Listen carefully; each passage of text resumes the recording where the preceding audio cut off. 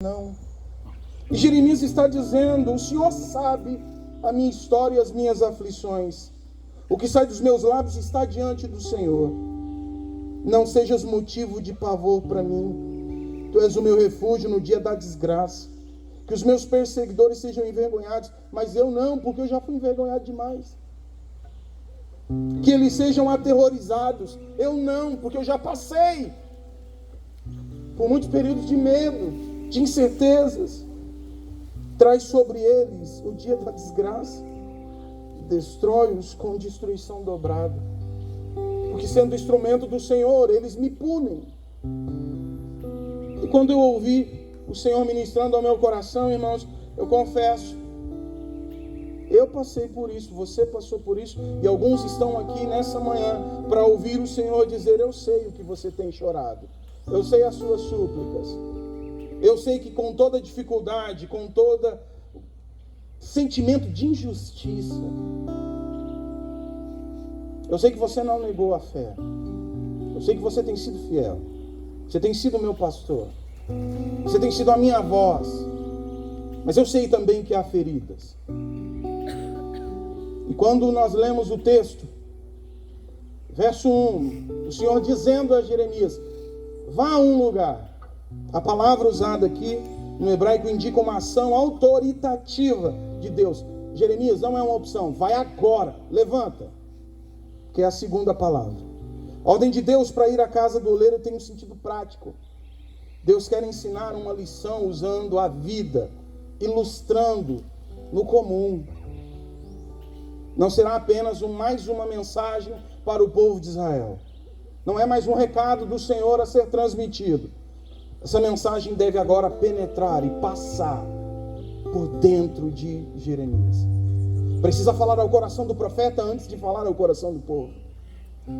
Precisa alcançar o seu espírito e a sua alma antes de alcançar o coração e a alma do povo.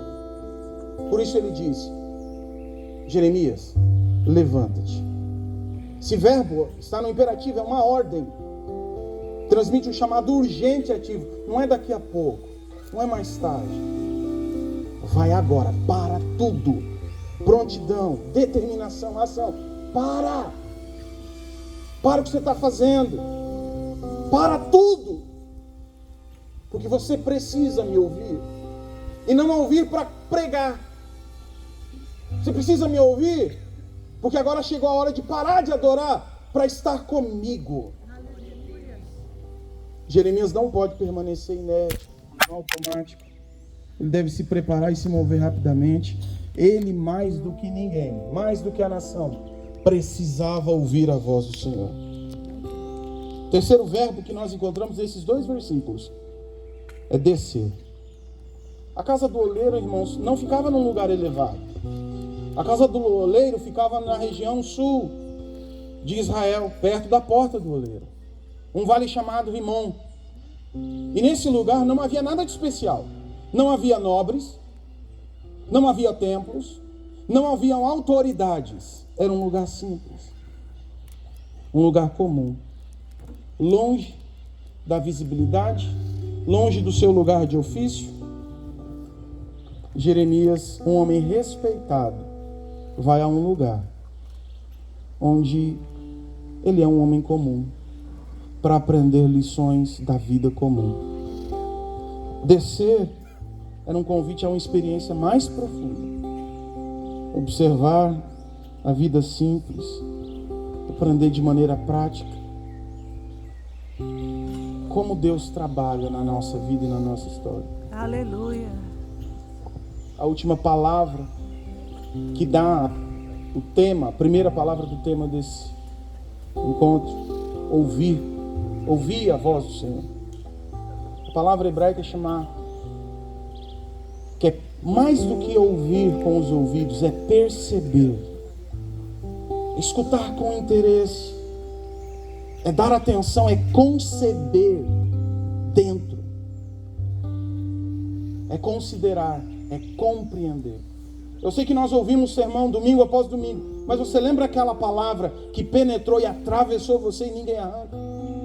Você já viveu isso? Aquele momento onde você disse: Deus, ou vai ou racha. E aí o Senhor falou, e parece que Ele falou só com você, no meio de uma multidão. Aquela palavra que estremece a gente, arrepia de cima para baixo, de baixo para cima, de dentro para fora e de fora para dentro. É isso que Deus está dizendo para Jeremias. É nesse lugar comum, nesse lugar onde não tem automático, não tem mecanismo, não há performance, não há palavras prontas.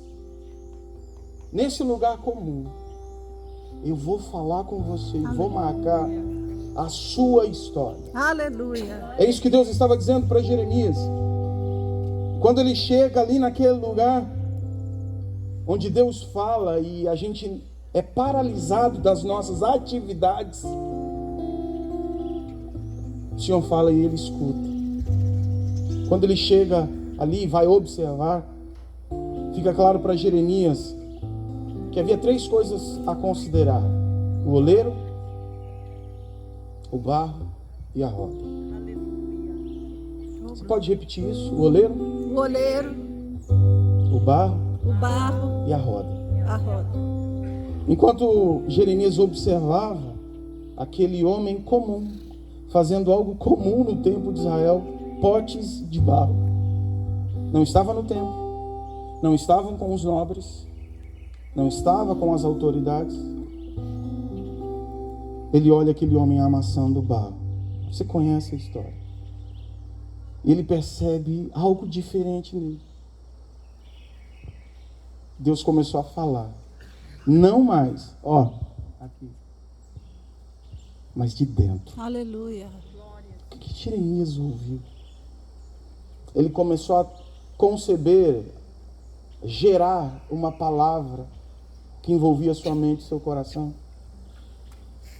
Deus é o oleiro. Não só Israel é o barro, mas o próprio Jeremias e a sua história é o barro. E a roda, o mecanismo onde com os pés o oleiro acelerava, e algumas senhoras aqui vai lembrar da máquina de costura, que era assim, tinha que apertar um pedalzinho. Girava uma roda, movimento, e em cima outra roda com barro. E era o pé do oleiro que dava a velocidade, a intensidade. E que na pressão das mãos do oleiro, aquele barro sem forma ia tornando-se algo belo, Aleluia. diferente, Aleluia. novo. A lição objetiva para Jeremias, antes de falar ao povo, é: Jeremias, a sua história é difícil. Eu sei disso. Mas é na dinâmica da roda da vida que eu estou te modelando. Aleluia. É diante da pressão que a minha mão faz sobre você que eu faço o que eu quero e como me apraz. Eu sei. Eu sei que às vezes nessa roda da vida, por diversas situações, somos quebrados. E ele viu isso acontecer. Mas em todas as vezes em que você estiver na roda da vida e as minhas mãos estiver trabalhando em você, não importa quantas vezes a vida te quebre, eu sou capaz de te refazer. Aleluia. Eu sou capaz de te compor, Amém. de reestruturar, de restaurar. E é isso que você precisa ouvir e aprender. Vai mudar a situação difícil? Não. Vai continuar sendo um ministério árduo. Mas agora você entende. Não de me ouvir falar, mas agora entendendo o que eu estou fazendo em você. Faz todo sentido. Não são as suas palavras, Jeremias, que vão fazer a diferença. Será a sua história. Aleluia. Por 4 vezes antes desse texto, o profeta Jeremias se queixa das injustiças que ele sofreu, das ameaças, da violência, dos desafios. E quando chega nesse instante onde Deus fala com ele, ele para. E aí ele diz, por mais 2 vezes ele ora ao Senhor e ele diz assim: olha, tem um fogo dentro de mim. Aleluia. Eu tento fugir, mas não dá mais. Eu entendi. Eu fui enlaçado com laços e cordas de amor. Deus fala muitas vezes através de situações e problemas que a gente não percebe. Eu queria pensar algumas coisas aqui para a gente orar, porque já foi, né? Não.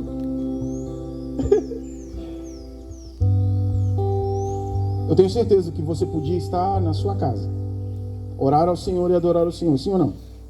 Mas Ele decidiu te tirar do lugar comum.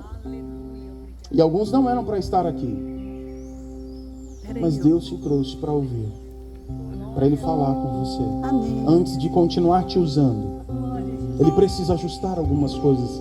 E você precisa olhar para a sua história. E em vez de perguntar, Senhor, por quê? É entender que Ele está te formando. Mas, pastor, eu estou tão quebrado. Enquanto as suas lágrimas tornarem o barro ainda maleável, vai ser sempre melhor do que era. Porque o vaso que se quebrou em suas mãos, irmãos, não há lugar melhor para estar quebrado do que nas mãos do Senhor. Tenha certeza, sempre sairá algo novo. Aleluia. Algo diferente, algo melhor do que antes. Aponta para essa capacidade de Deus de nos refazer quando tudo parece fim. E aqui eu vejo uma graça do Senhor. Porque, irmãos, eu não sei você, mas eu sou um barro cheio de pedra, cheio de pedaço de pau. Vive se quebrando na mão do oleiro. Tem alguém aqui assim? Hoje desceu só aqueles que moram no céu e veio só para cultuar no sábado, depois volta para lá. Tem gente de carne e osso aqui? Amém? Eu brinco, né, com os alunos. Eu não moro no céu e desço para dar aula. Sou gente. Eu tenho as minhas queixas. Eu tenho as minhas brigas com o Senhor. Por quê? Até quando? Por que o Senhor não me defendeu? Por que o Senhor não fez isso? Por que o Senhor não fez aquilo? Por que o Senhor não me deu um caminho mais fácil? Na roda da vida, irmãos, Deus tem realizado um trabalho. Mas isso não significa que sua mão não irá colocar uma medida de pressão. Na vida cristã, na nossa caminhada, enquanto Jesus não voltar, vai ser assim que Deus vai nos modelar. É assim que Ele vai nos aperfeiçoar. É passando por altos e baixos. É tendo que enfrentar coisas que você falou, se eu não servisse o Senhor, eu não enfrentaria isso, eu não teria que passar por isso. Ou não? É exatamente porque servimos ao Senhor, porque fomos chamados e temos procurado ser fiel ao Senhor, que nós sofremos o que sofremos. E a gente olha e diz, está todo mundo bem. Dá certo para um monte de gente. Senhor, e eu? Deus está fazendo algo poderoso. Amém. Não será só o seu ministério. As pessoas vão olhar a sua história.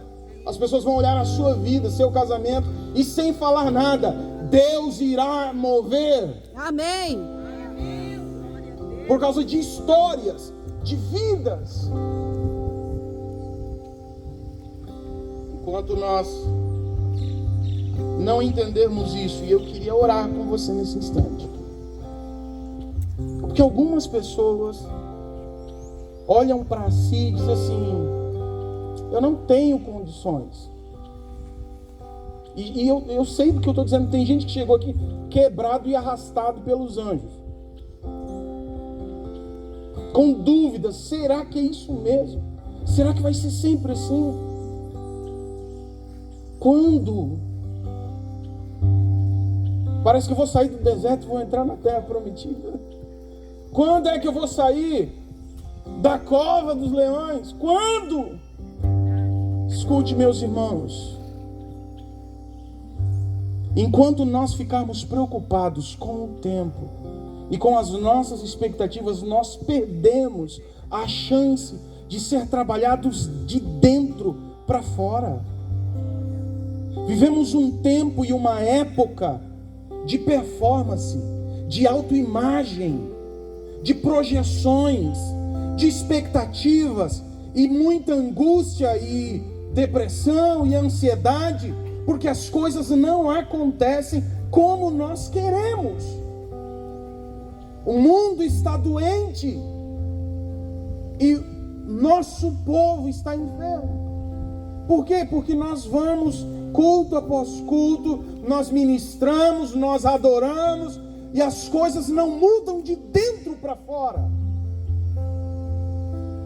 E a palavra do Senhor vem a mim e a você dizendo: eu vou te tirar do lugar comum. Amém. Eu vou tirar você, se eu tiver que te paralisar por um tempo, para fazer com que você não se perca, enquanto eu te uso, eu vou fazer.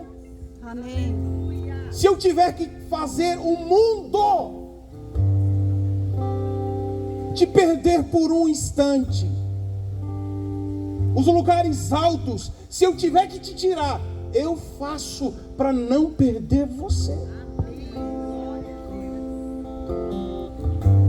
Eu queria orar com você. Sabe por quê? Porque depois disso que Jeremias vive, ele está pronto. Ele enfrenta o que tem que enfrentar. E não importa como a gente comece, não importa como começou, importa como termina. Amém. E eu, Roberto, não quero terminar. Mateus capítulo 7. Em teu nome preguei, profetizei, curei. E ser encontrado face a face com Cristo e dizer: não te conheço. Eu quero orar com você, porque o tema dessa palavra é ouvir a palavra do Senhor. Amém. Sabe, o grande segredo de Apocalipse para as igrejas não é o contexto fora, não são as dificuldades de perseguição do Império Romano, não são as questões políticas, não são as heresias internas, não são as distorções, os comodismos. O grande X da questão: quem tem ouvido para ouvir? Esse é o segredo. Eu queria orar com você. Você pode ficar de pé?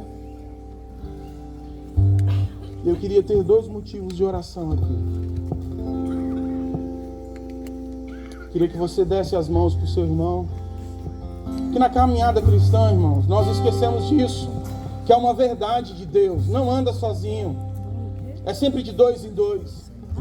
E Deus te deu um corpo para você ter nele nutrição, para você ter crescimento. Deus te deu um corpo chamado a Igreja de Cristo, a comunidade da fé, a família de Deus, para você ter encorajamento, para quando eu estou fraco você me levanta. Mas nós preferimos andar isolados. Por isso Jesus orou. João capítulo 17. Uma das coisas que Jesus se preocupou: haja unidade.